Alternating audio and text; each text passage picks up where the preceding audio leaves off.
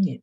Vamos a avanzar un poco la clase y después nos quedamos un rato más para hablar sobre los temas del examen y otras interrogantes más que ustedes en todo caso necesiten. ¿Ok? Buenos días, buenos días. Muy bien. Entonces, el día de ayer habíamos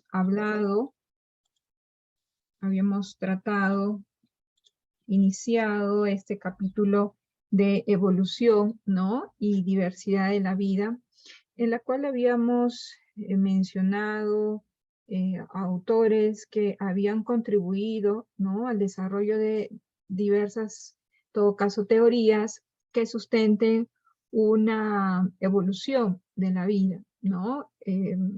Este personaje, Charles Darwin, así como también otro autor que trabajó por separado, Wallace, que contribuyen a lo que viene a ser informaciones sobre cómo los organismos van evolucionando.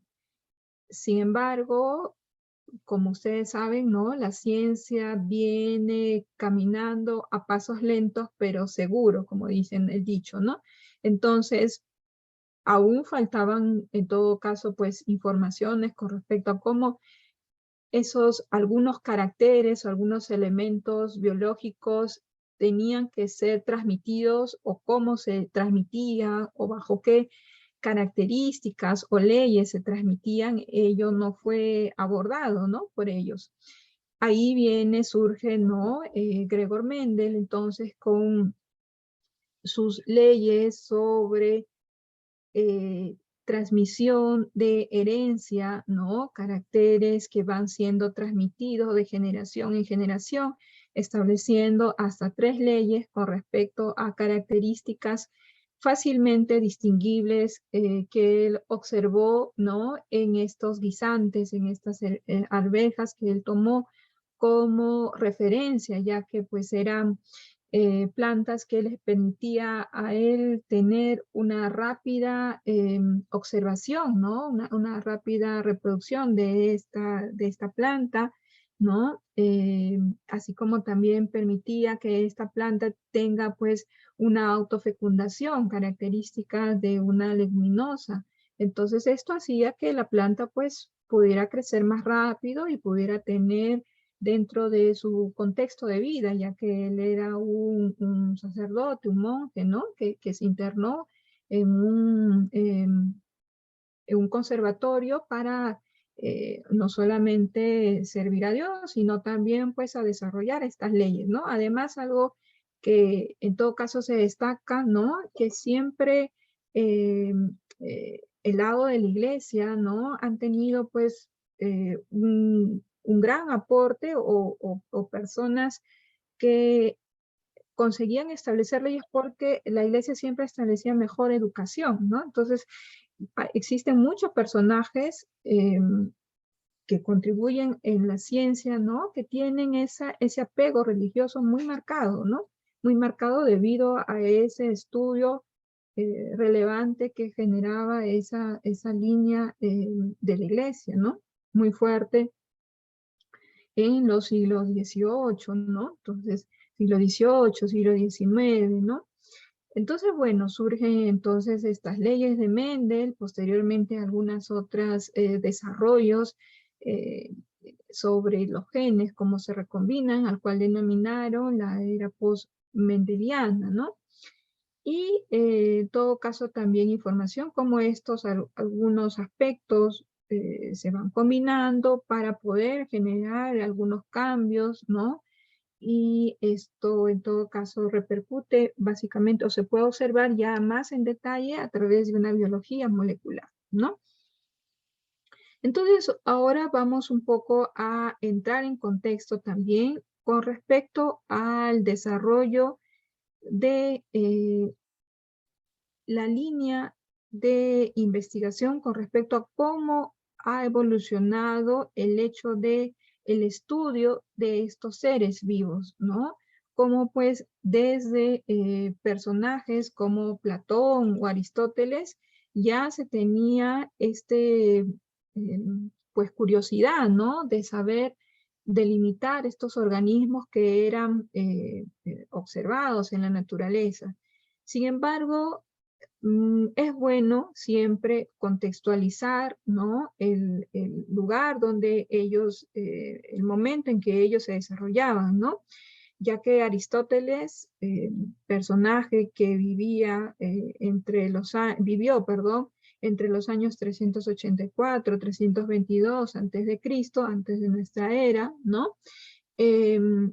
Pues era personaje que en todo caso podía deducir desde su perspectiva visual, ¿no? Entendemos que en estos momentos no existía el apoyo de un microscopio, ¿no? Microscopio de luz. Entonces, pues, lo que ellos podían deducir o lo que ellos podían agrupar era cosas que ellos podían observar, ¿no? Entonces, surge en esta época, ellos establecen Aristóteles ya establece lo que viene a ser como una especie de una dicotomía, ¿no? Dicotomía entre plantas que vienen a ser organismos que van a estar fijos a sustratos, que hacen su propio alimento, y animales que vienen a ser organismos con locomoción, ¿no? Buscando así su propio alimento. Entonces, entre lo que, como les decía, ¿no? Entre lo que ellos podían observar, realizan una separación, una agrupación. Claro está que Aristóteles, en todo caso, establece como una especie de una clasificación como una escalera, ¿no? Vemos esta escala natural, que en todo caso él publica, ¿no? Donde en la base podemos ver de que él agrupa lo que vienen a ser organismos, en todo caso, pues inanimados, ¿no? Materia inanimada. Y esta escalera, ¿no? Esta escalera tiende a ir aumentando de acuerdo al grado de complejidad de ese organismo. Entonces, en la base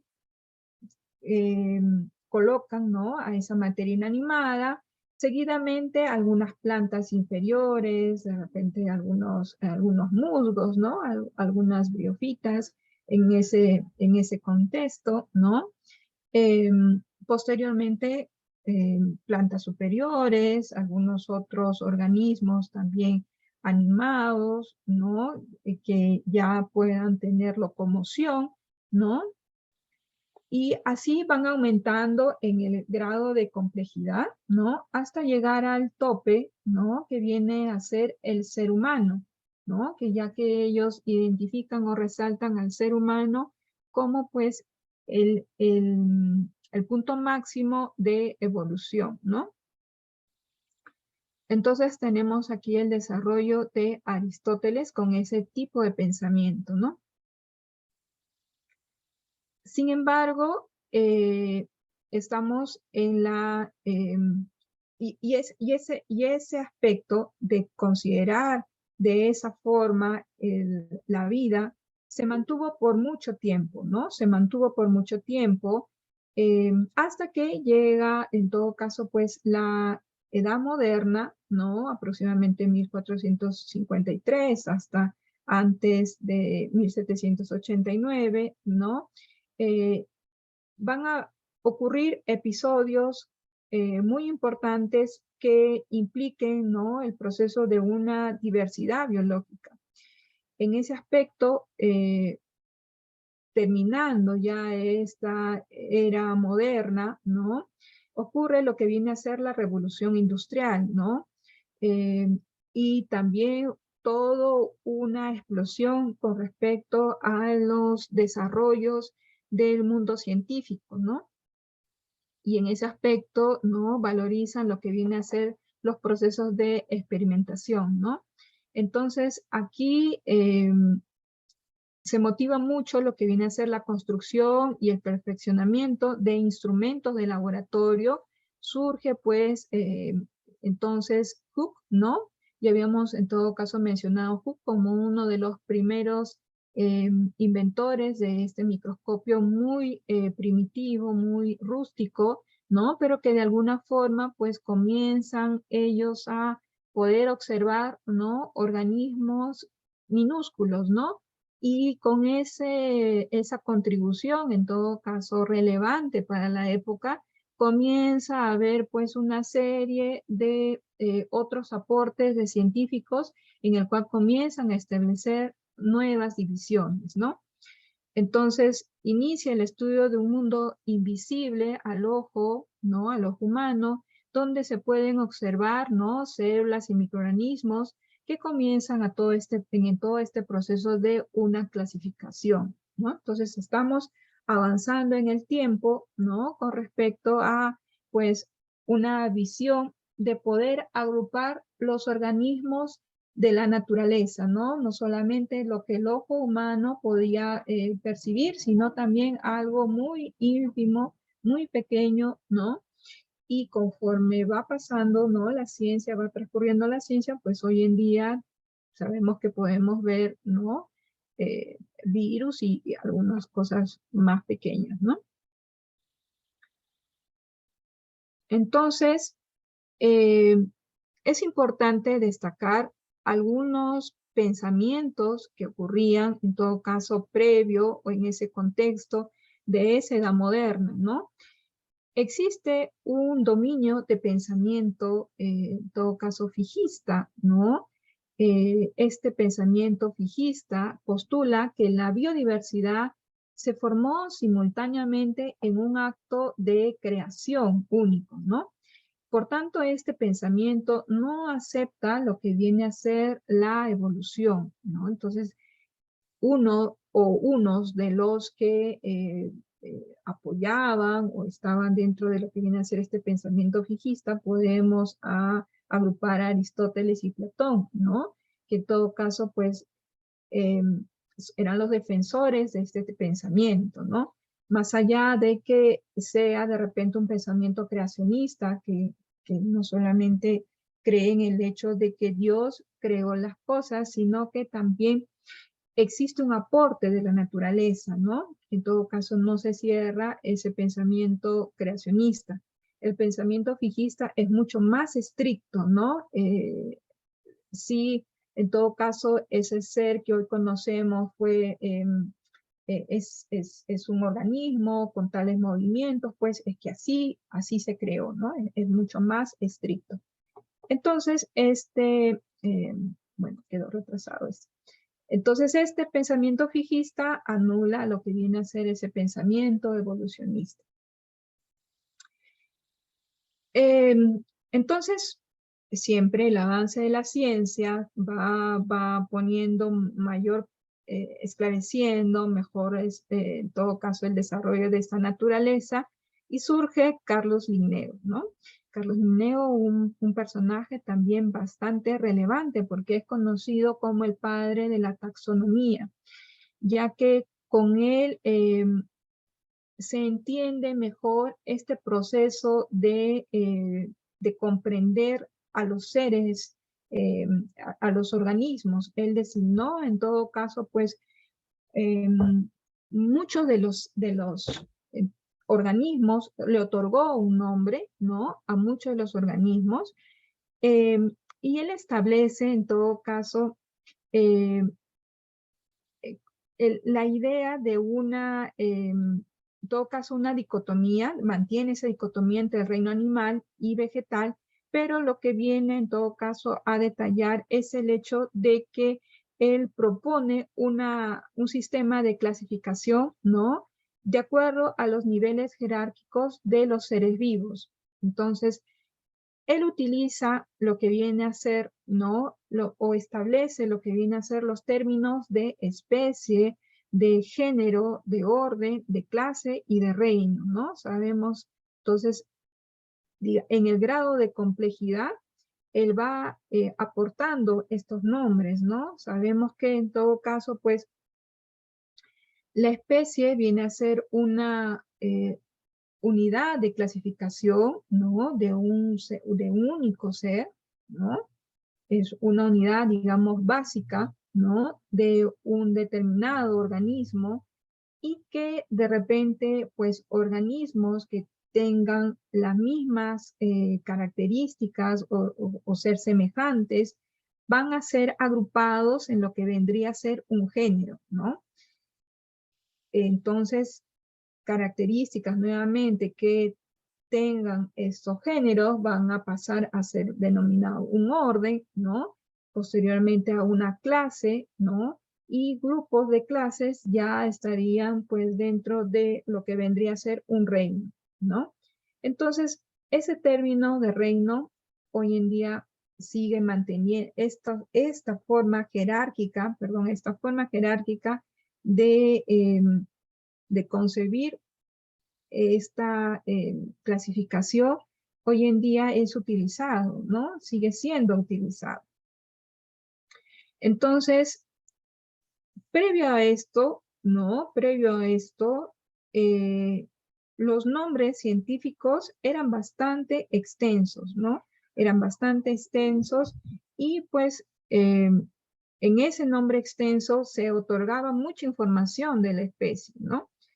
Por ejemplo, tenemos aquí el ejemplo de esta flor, ¿no? Rosa silvestre, que antes se denominaba rosa silvestre Albacum rubores, ¿no? Folio glavo, que de repente estos son nombres en latín, ¿no? Que en todo caso sugería mucho características que tenían esta especie, por ejemplo, el color de los pétalos, la cantidad de estambres, ¿no? El tamaño. Entonces, toda esa información venía en el nombre científico, ¿no? Venía en el nombre científico. Cuando Linneo, en todo caso, mantiene o comienza a establecer nuevos nombres, ¿no? Establece ese método binomial, simplemente ese nombre tan extenso pasa a ser denominado rosa canina, ¿no? Ese nombre, en todo caso de rosa silvestre, pasa a ser denominado rosa canina, donde rosa canina viene a ser el nombre de la especie, ¿no? Y rosa viene a ser el nombre del género, ¿no? Y siempre que ustedes vean, en todo caso, este término al final de L, significa que ese nombre fue otorgado por Linneo, ¿no? Muchas de las especies que hoy en día se conocen, pues siempre van a tener ese nombre en mayúscula de L en referencia a que Linneo aportó ese nombre, ¿no? También aquí otro ejemplo, ¿no? De esta flor, flor del diablo, en todo caso nombre común, ¿no? Estos son los nombres comunes. Designaría, sería anteriormente, ¿no? Trasdecantia ephemerum phalangoides tripellatum no repens virginianum gramineum, ¿no? Que, como les digo, están pues en referencia, ¿no? De la cantidad de pétalos probablemente, ¿no? De la forma del ovario, de la forma de esa planta, ¿no? De esa especie. Con la aplicación de este método binomial, entonces, trabajado por Linneo, pasa a ser Trasdecantia, ¿no? A ver, Trasdecantia virginiana, ¿no? Virginiana, perdón. Trasdecantia virginiana, ¿no? Entonces, de esa manera se acorta con el nombre de la especie, ¿no? Estableciéndose previamente este nombre de género. De aquí, por ejemplo, ¿no? Tenemos para nosotros, ¿no? Nuestra especie Homo sapiens, género Homo, familia Hominidae, orden primates, clase mamífero, filum chordado y reino animal, ¿no? Para una especie vegetal, entonces tenemos la especie, por ejemplo, el maíz, ¿no? El maíz. Sea maes del género Sea, de la familia Poaceae, del orden Ciperales, clase Liliopsida, filum Manoliophyta y reino plantae, ¿no? Entonces, de esa manera se van reduciendo los nombres, nombre científico de cada organismo establecido por Linneo, ¿no? Como les digo, recuerden siempre que el nombre de la especie siempre va en cursiva, ¿no? Siempre, siempre.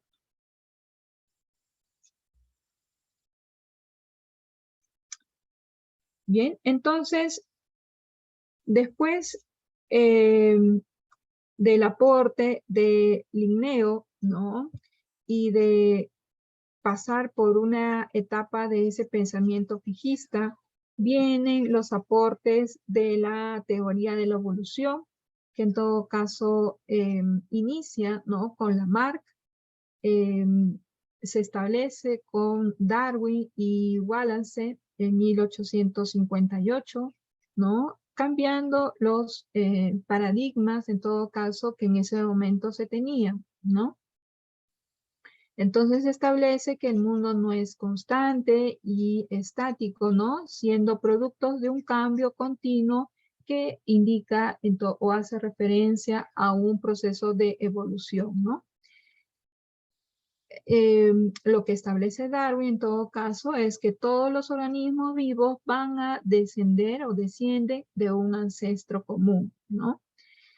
Entonces pasa de un pensamiento tipológico, ¿no? Que se tenía también en ese momento, existencia de organismos y tipos, ¿no? Pasa a un pensamiento poblacional. Este pensamiento poblacional lo que va a contemplar es al organismo y su relación con una población, ¿no?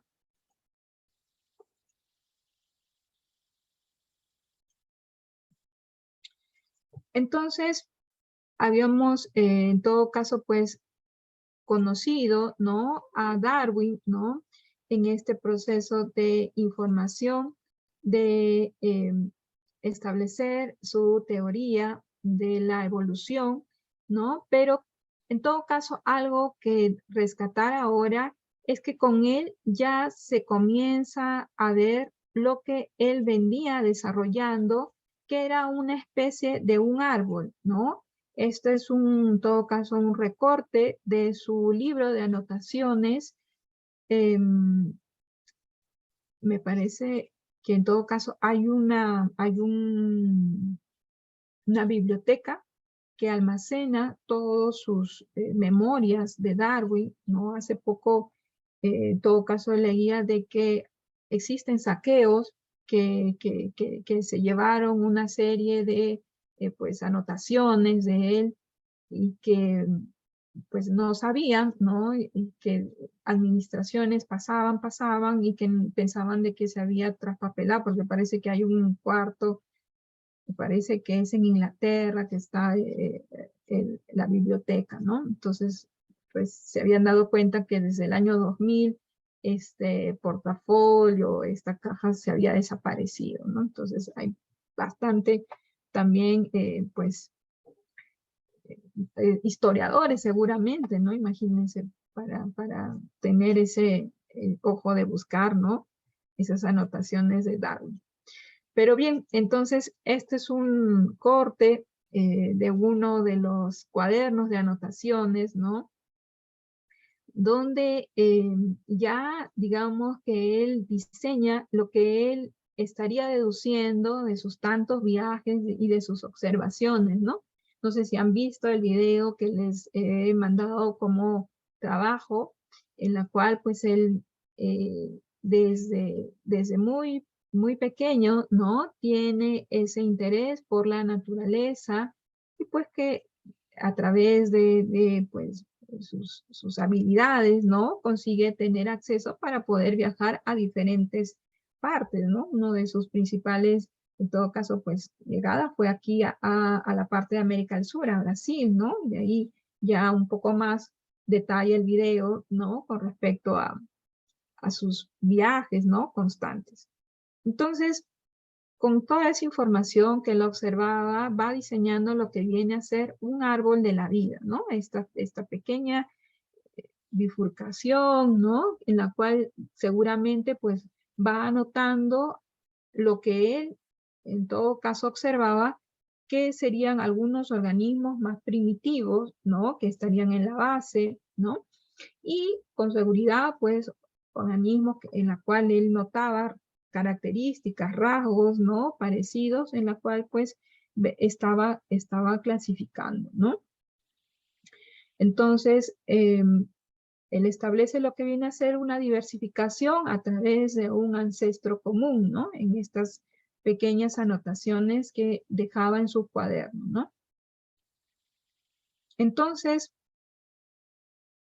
esto ya da, o lo que viene a detallar es, en todo caso, pues, este conocimiento de una dicotomía que existía, que se estableció, ¿no? Desde el inicio, ¿no? Con estos sistemas, con estos dos sistemas de reino que establecía las divisiones con respecto a organismos que tenían, pues, la función, digamos, que de alguna forma no ir tras su alimento, mientras que otros podían, ¿no? Ir sí tras su alimento, ¿no? Básicamente entre una división entre organismos autótrofos y heterótrofos, ¿no?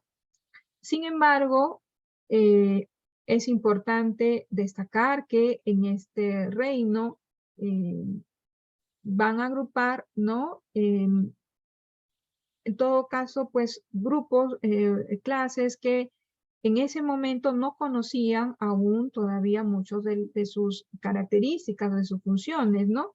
Por ejemplo, el hecho de agrupar bacterias y hongos, ¿no? Si bien es cierto, estas, digamos que tienen alguna característica semejante al reino Plantae, pero con respecto, por ejemplo, a tener pared celular, ¿no? Sin embargo, existen algunos organismos que no hacen, por ejemplo, fotosíntesis, ¿no? O en el caso de los hongos, de conseguir obtener sus alimentos, ¿no? A través de asociaciones, ¿no? Con otros organismos. Sin embargo, en esta etapa, ¿no? Agrupan toda esta información, ¿no? Bacterias, hongos y otros organismos, otras plantas, de repente acuáticas, de repente pues muy basales, ¿no? Perdón, muy basales como las peptidofitas, ¿no? O ya en todo caso pues más avanzadas como el espermatofita, ¿no? Por otro lado, en animales, en todo caso, tenían que agrupar organismos, ¿no? Que se van a mover en busca de sus alimentos, ¿no? Como decía. Entonces, aquí agrupan a todos los organismos que tenían, ¿no? Esa característica. Dejando, en todo caso, digamos, en una parte de alguna forma basal o intermedia, algunos como las algas, ¿no? Que en todo caso está en una condición entre planta, ¿no? Que tendría más adelante, en todo caso, una mejor información, ¿no? Las personas que comenzaron a desarrollar este árbol. Entonces, esta dicotomía se mantuvo por mucho tiempo, ¿no? Surgiendo algunas, en todo caso, preguntas con respecto a organismos que van a tener, ¿no? Organelas que les permiten realizar procesos como fotosíntesis, ¿no? Por ejemplo, en el caso de las euglenas, ¿no? Que son organismos que van a tener cloroplastos, van a tener organelas como los cloroplastos, pero que también tienen flagelos, ¿no? Estos flagelos que le permiten una locomoción y los cloroplastos que les permiten hacer fotosíntesis, ¿no? Entonces, son organismos que estarían en todo caso en una condición intermedia, ¿no? Ya que el flagelo le contribuye, ¿no? Algo relacionado al reino animal, y el cloroplasto sería algo relacionado con ese reino plantae que se había designado en ese momento, ¿no? Esa dicotomía. Entonces eso fue, digamos, una propuesta, ¿no? Interesante, un cuestionamiento interesante para proponer un tercer reino, ¿no? Un tercer reino. Entonces, con esa,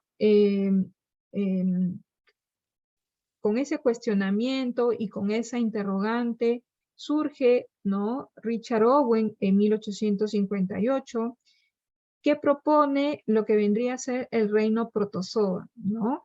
En todo caso, este investigador, ¿no? Owen es uno de los mayores opositores de Charles Darwin, ¿no? Y él estableció, en todo caso, ¿no? Que existirían organismos menores o organismos más pequeños, ¿no? De los ya conocidos como plantas y animales, ¿no? Y a estos organismos se les denominaba, ¿no? Como protozoas, como protozoarios, ¿no? En la cual incluiría en todo caso, a esponjas o amorfozoas, ¿no? Otros organismos que en todo caso no podían ser clasificados dentro de esos grandes grupos, ¿no? Entonces, se concibe, ¿no? Esa idea de poder establecer un tercer reino de los ya conocidos. Y entonces surge, en todo caso, un personaje que va a poder destacar, es Ernest Haeckel, ¿no? Que propone, en todo caso, estos tres reinos, estableciendo en 1866 lo que vendría a ser, ¿no? El reino protista, ¿no? Tiene en todo caso a establecer este árbol, ¿no? Este árbol genealógico, en la cual podemos destacar que existe, ¿no? Esa división, ¿no? Entre Animalia y Plantae, y el surgimiento de la idea anterior de establecer ese reino de protista, ¿no? Y a la vez también el surgimiento de otro grupo, ¿no? Otro grupo que vendría a ser los moneras, ¿no? El grupo de las moneras. Entonces, él restringe, en todo caso, ¿no? El término protista apenas a organismos unicelulares, ¿no? Que va a incluir al reino monera, en la cual estarían muchas de las bacterias, en todo caso, siendo consideradas, ¿no? Entonces, él recoge, ¿no? Esta información que colocaba Owen de poder interponer, ¿no? En todo caso, surgir este nuevo grupo de protistas dentro de la clasificación que ya se conocía anteriormente, ¿no?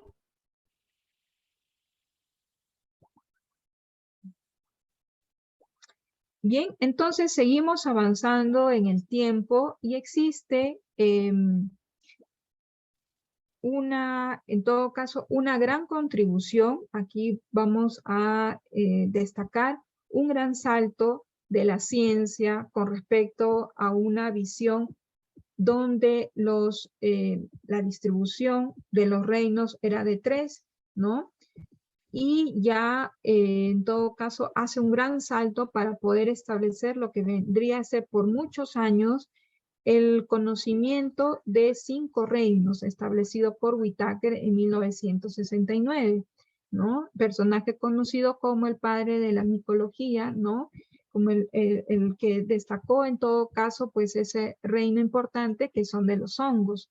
Pero esto en todo caso surge debido a que dentro de este contexto, ¿no? Prácticamente después de la Segunda Guerra Mundial,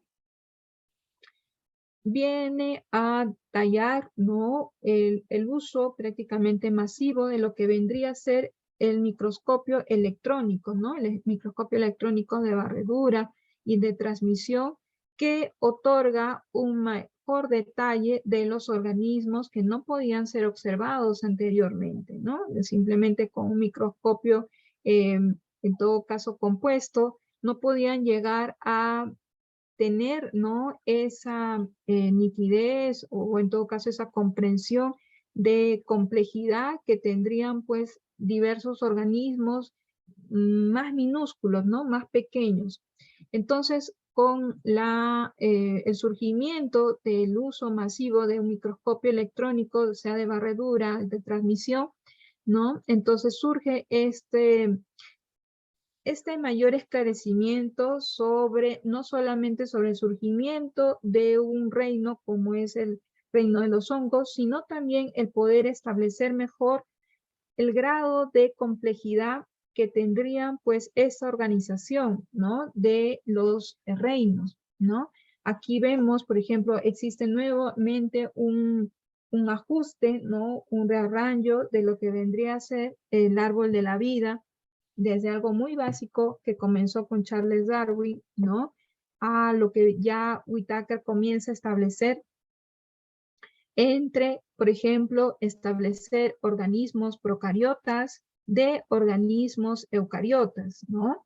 Y dentro también de estos organismos eucariotas, ¿no?, de repente establecer lo que vendría a ser algunos organismos unicelulares, ¿no?, contemplando dentro de ellos algunos protistas, ¿no?, y subiendo en grado en complejidad organismos multicelulares, ¿no?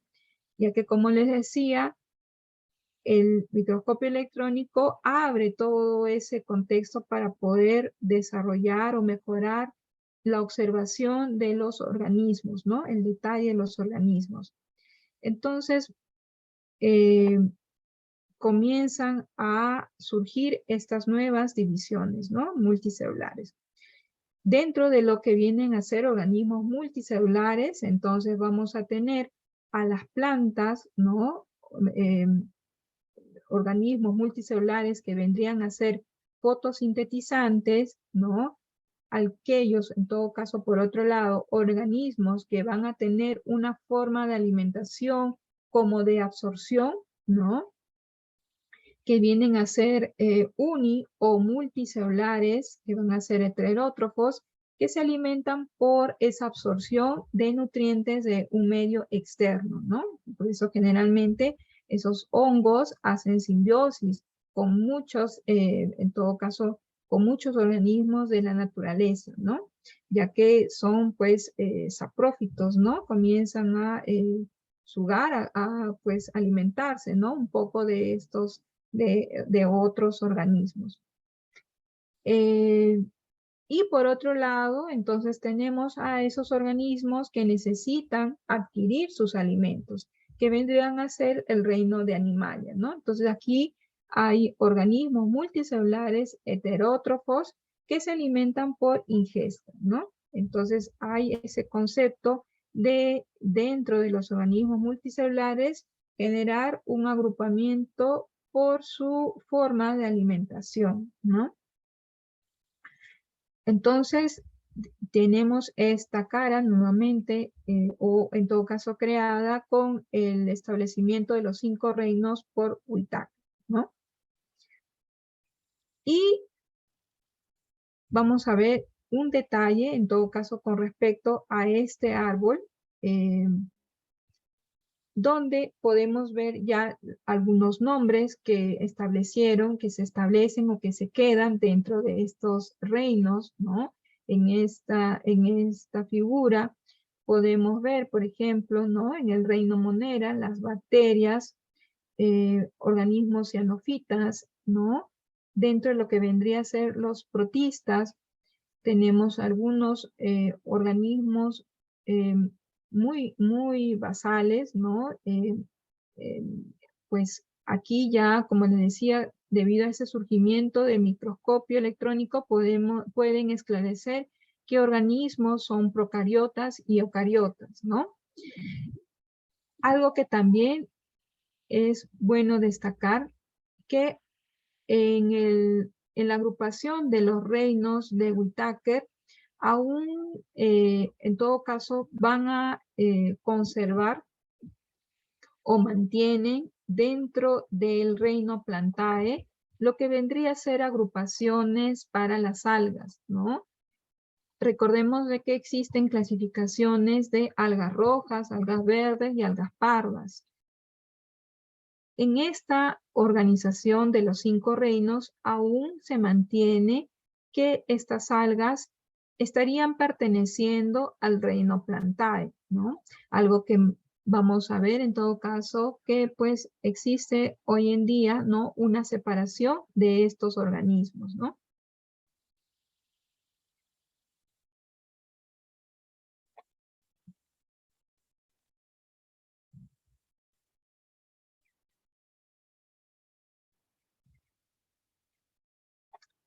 Bien, entonces eso es lo que se tenía hasta antes de la década del 70, ¿no? Donde posteriormente comienza todo lo que viene a ser el boom de la biología molecular, ¿no? Y entonces inician los procesos de poder establecer estudios utilizando moléculas relacionadas con el proceso de transferencia de información de genes. Entonces, surgen la era de lo que vendría a ser la filogenia molecular, ¿no?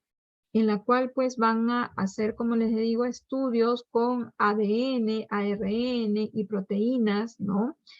Que permiten poder realizar estudios más detallados y de esa manera, a través de esos estudios de información, de código genético, ¿no? Poder establecer proximidades de organismos, ¿no? Organismos que ya habían sido detallados, pero con este aporte de la biología general consiguen establecer nuevas formas de agrupación, ¿no? Inclusive el hecho de aportes, en todo caso, también no solamente de filogenia molecular, sino también el hecho de una información taxonómica, muchas veces relacionado a plantas, ¿no? Va a contribuir o va a afianzar esas divisiones, ¿no? Recordemos de que esas divisiones que detallan estos personajes, ¿no? A través del tiempo, son grandes grupos, ¿no? Son grandes grupos. Y dentro de estos grupos, ¿no? Dentro de estos grupos vamos a tener, pues, como ya había definido Linneo, ¿no? Pues, eh, diferentes, por ejemplo, orden, ¿no? Una agrupación más pequeña de género, de especie, y hoy en día se conocen muchas más divisiones, por ejemplo, el poder agrupar en secciones, ¿no? Poder agrupar de acuerdo a algunas características, como les digo, taxonómicas, ¿no? Y en eso se basa el aporte de, para la redundancia, de taxonomistas, ¿no? Que aportan, que otorgan esa información. Ellos generan una matriz muy grande de caracteres, en todo caso, fenotípicas o genotípicas, ¿no? Fenotípicas como, por ejemplo, pues el color de la hoja, la forma de la hoja, el color de la flor, ¿no? El número de estambres, el número de pétalos, eh, diferentes, diferentes caracteres que ellos van estableciendo de acuerdo a las observaciones, ¿no? Y con eso, pues, afianzan los diferentes rangos, ¿no? Las diferentes divisiones que se han establecido, pero que en todo caso solamente afianzan, ya que con esta era de biología molecular entra toda una serie pues de conocimiento con respecto a la base de datos que tendría pues un organismo con respecto a su ADN, con respecto a su ARN, ¿no? Para poderlas agrupar. Entonces, aquí con esta información surgen propuestas, varias propuestas de clasificación, ¿no? Para poder otorgar esa proximidad. Entonces, en ese contexto, ¿no? Surge lo que vendría a ser el apoyo, si bien es cierto, de los 5 reinos, pero otorgando esa información molecular, ¿no? Entonces aquí surge un personaje, una científica, ¿no? Lynn Margulis, una estadounidense, que usa datos moleculares y ultraestructurales para apoyar su teoría de la endosimbiosis, ¿no? Que en todo caso ya hemos mencionado en algún momento cuando hablábamos sobre respiración, ¿no? En respiración hablábamos sobre esta organela de la mitocondria y de alguna forma vamos en estos momentos un poco a hablar un poco más de cómo surgieron estas organelas, ¿no? Como el mitocondria, en todo caso como cloroplasto, ¿no? Eh, ya que estas organelas tienen, pues, en todo caso, una información adicional, aparte de otras organelas que tenemos conocimiento de una célula eucariótica, ¿no? Existe eh, eh, una teoría, en todo caso, llamada como teoría de la endosimbiosis, que detalla cómo es de que estas organelas, ya que cada una tiene una función bastante importante en los organismos, ¿no? Cómo estas organelas van a ser admitidas, ¿no? Cómo van a ser introducidas en esta célula eucariótica. Entonces, ella establece esta teoría de la endosimbiosis, ¿no? En la cual, pues, una célula fagocita, en todo caso, ¿no? Algunas bacterias que tenían características de fotosintetizar o en todo caso también de realizar respiración, ¿no? Entonces, valga también la aclaración de que esta célula que fagocita era una célula primitiva, ¿no? Entonces, tenía pues esa característica de poder fagocitar a bacterias eh, aeróbicas, ¿no? Que van a posteriormente a evolucionar a tener pues a tener la función de una mitocondria, ¿no? En todo caso, paralelamente, ¿no? Van a surgir también una segunda endosimbiosis, ¿no? Un descendiente que consume bacterias que van a tener propiedades de fotosintetizar, ¿no?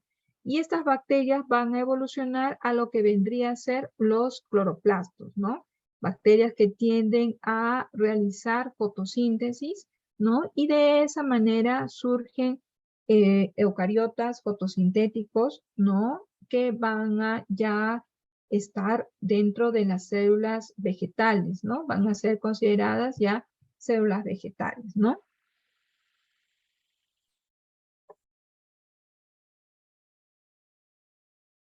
Esta figurita más en detalle, en todo caso, ¿no? Vemos acá, por ejemplo, esta célula, ¿no? Es un procariote ancestral llamado Neumura, ¿no? Que contiene su membrana plasmática, su citoplasma, ¿no? Un nucleoide, va avanzando en el tiempo y tenemos que esta célula ancestral, ¿no? Tiende a plegarse, ¿no? Realiza unos plegamientos internos de la membrana.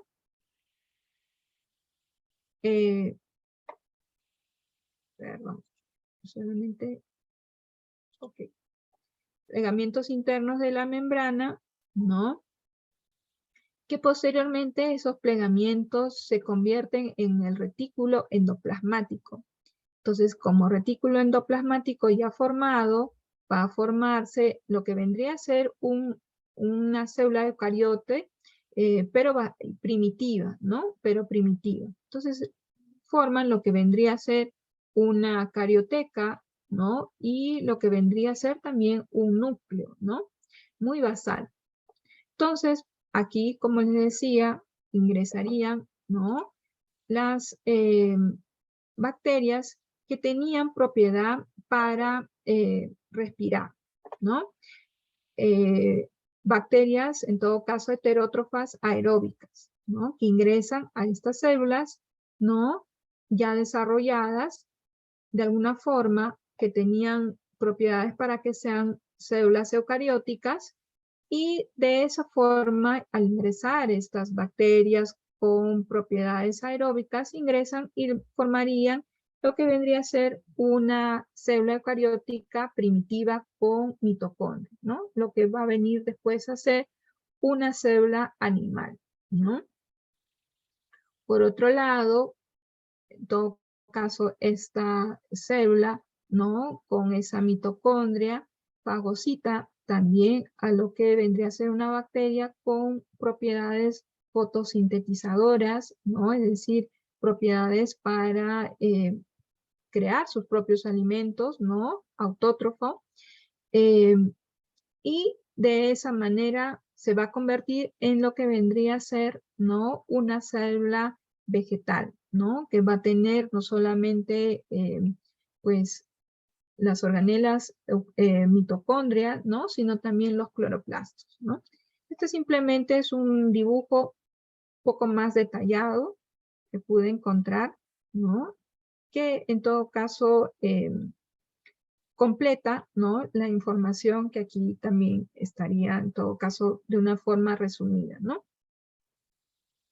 Entonces, Lynn Margulis, con el desarrollo de su teoría de endosimbiosis, también vendría a detallar un árbol, ¿no? Tenía en todo caso a establecer un árbol genealógico, ¿no? De alguna forma una reestructuración, porque ya comienza en todo caso a poder dividir lo que vendría a ser organismos protistas, ¿no? Organismos procariotes, unicelulares y pluricelulares que no van a formar tejidos, ¿no? De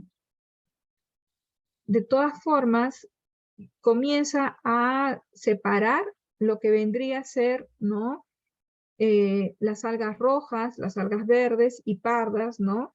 A diferencia, en todo caso, de Whitaker, que aún mantenía a estas, en todo caso, a esas algas, ¿no? Dentro de lo que vendría a ser el reino Plantae. Con la información de endosimbiosis, entonces ella consigue poder, digamos, resaltar a lo que vendría posteriormente a formar o hacer, ¿no? Estas algas. De todas formas, ella mantiene aún, digamos, estas 5 divisiones, ¿no? Que estableció Whitaker, pero con esa información de la teoría de la endosimbiosis, lo que resalta más es la diversificación con respecto a las algas rojas, verdes y pardas, ¿no? Ese es su gran aporte, ¿no? Bien, entonces, después, dentro de ese contexto de biología molecular, surge Carl Woerth, ¿no? En 1977 surge lo que viene a ser los estudios de filogenia molecular, ¿no? Ya establece en todo caso ese término de filogenia molecular, usando comparaciones entre el ARN, ¿no? Que forman los ribosomas. Y él va a establecer lo que vendría a ser dominios, dominios que vienen a ser, es un término en todo caso mayor, es un término más amplio de lo que se conoce como reino, ¿no? Y hoy en día, en todo caso, viene a ser un poco más usado ese término de dominio en comparación a lo establecido por Whittaker, ¿no? Entonces, en el término de dominio, que establece 3 dominios, ¿no? Él contempla el dominio de bacterias, arcae y eucaria, ¿no? En lo que viene a ser las bacterias, va a poder establecer algunos organismos que en todo caso utilizamos más, como por ejemplo las cianobacterias, ¿no? Las proteobacterias, ¿no? Algunas bacterias también permanecen, bacterias verdes, filamentosas, ¿no? Algunos grupos de bacterias que tienen una pared, en todo caso, una constitución distinta, como van a ser algunas gram positivas, ¿no? Existen bacterias consideradas gram negativas también, ¿no? Dentro del grupo de las arqueas, en todo caso, quedaron, ¿no? Algún grupo como los halófilos, ¿no? Que destacan en esta agrupación, ¿no?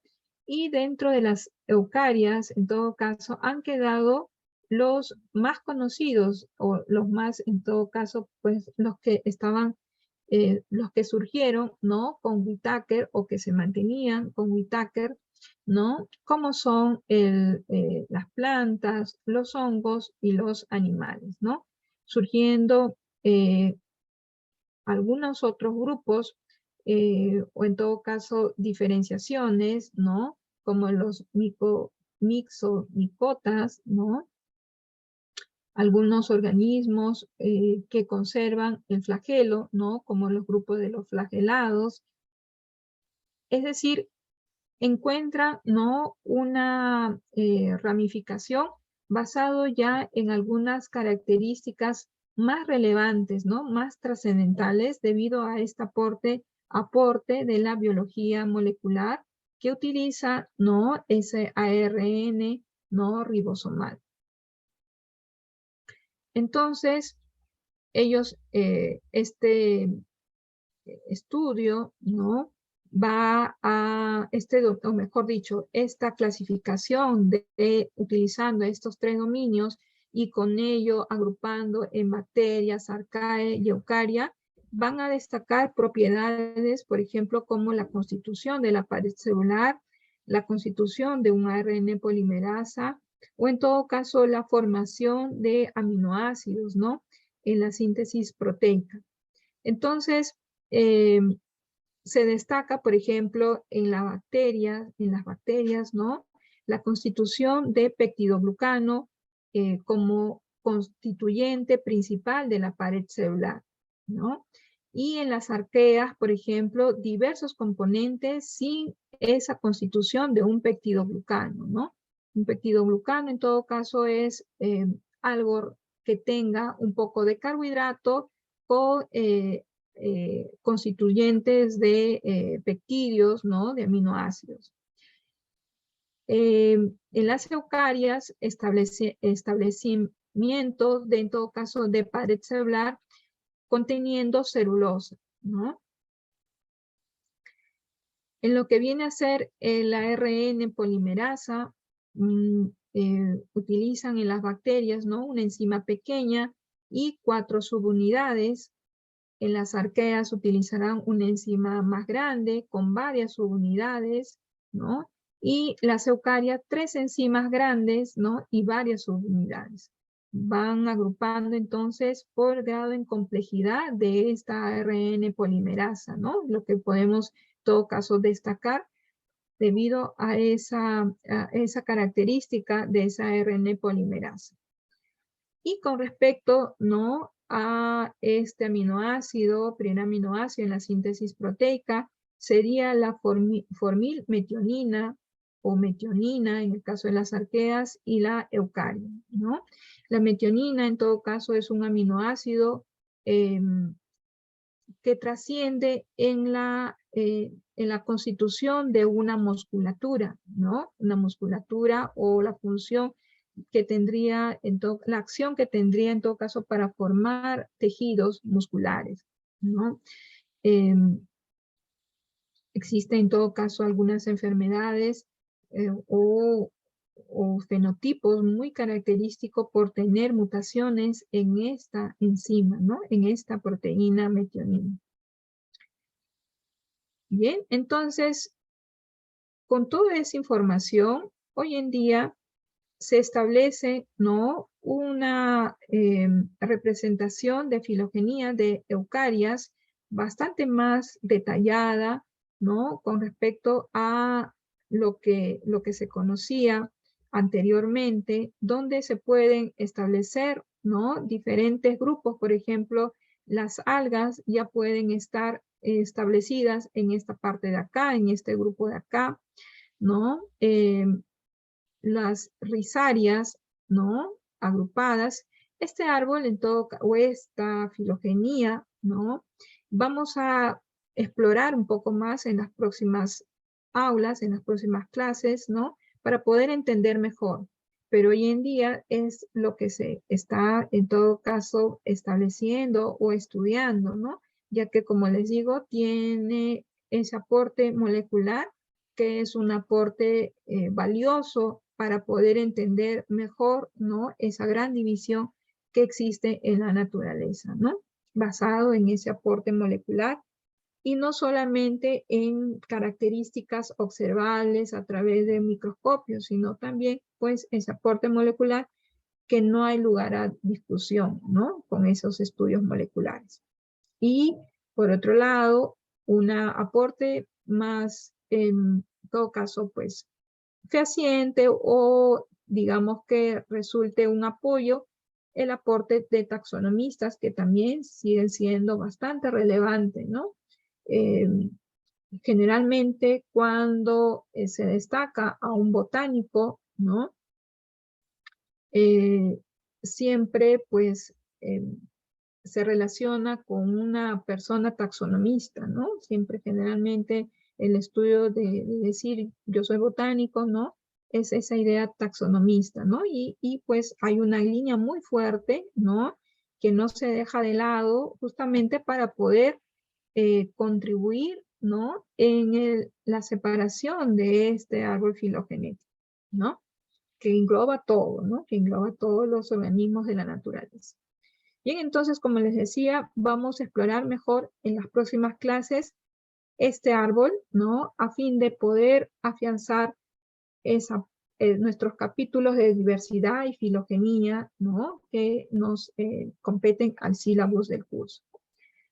Bien, jóvenes, entonces creo yo que estaríamos, en todo caso, quedándonos por aquí con respecto a la clase de hoy. No sé si tienen alguna duda, alguna consulta con respecto a la clase, con respecto, en todo caso, a algunas dudas que por ahí vi que tenían. Sí, profesora, buenas tardes. Quisiera saber Buenas cuándo se tardes. va a desarrollar el examen final. En el programa dice el lunes, pero no sé, quisiera su confirmación, por favor. Ah, sí, lo que pasa es de que esa tienen que ver, me parece que yo lo he colocado esa información en la parte de práctica. Ahorita vamos a abrir lo que viene a ser nuestra aula virtual.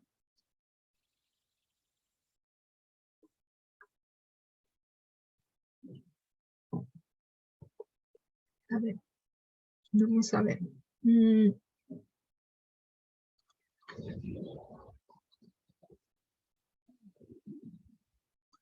Nuestro examen final va a ser en la semana de finales, que me parece que es la segunda semana, ¿no? Es la segunda semana de agosto, chicos.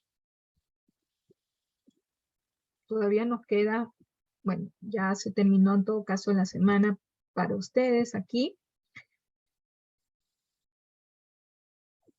Y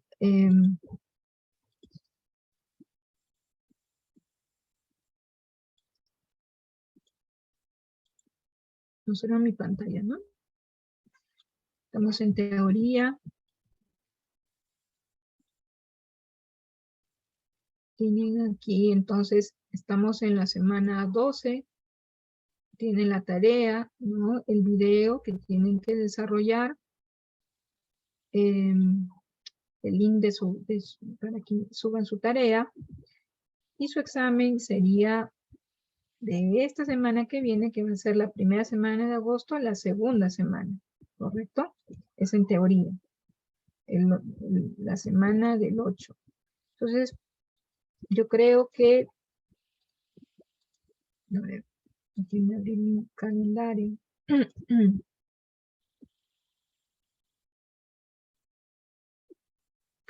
Creo que va a ser el 9, ¿no? El 9, me parece. Tendría que ser el 9 de agosto. No sé si está establecido en el AMAUTA. No lo he revisado recientemente, no sé si lo han agendado.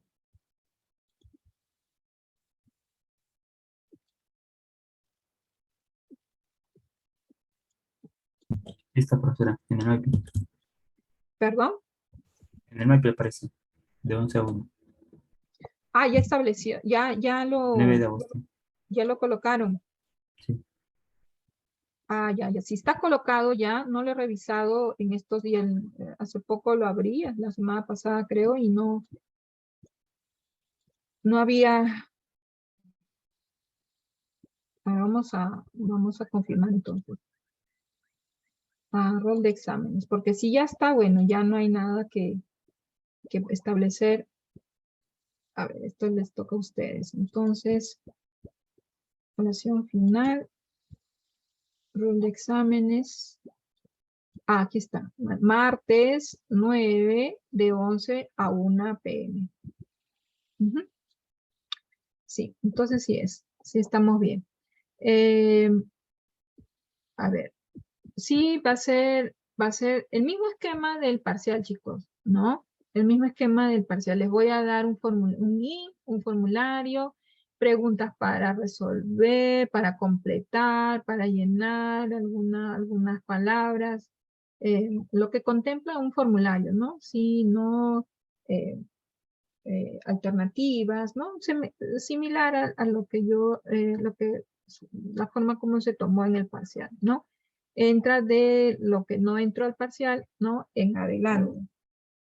Hasta donde hablemos la semana que viene, que en todo caso vamos a tratar de juntar un poco, como les digo, ¿no? Este tema de sistemática y diversidad.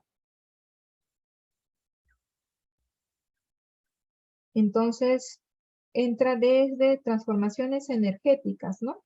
Desde transformaciones energéticas, herencia, ¿no? Evolución.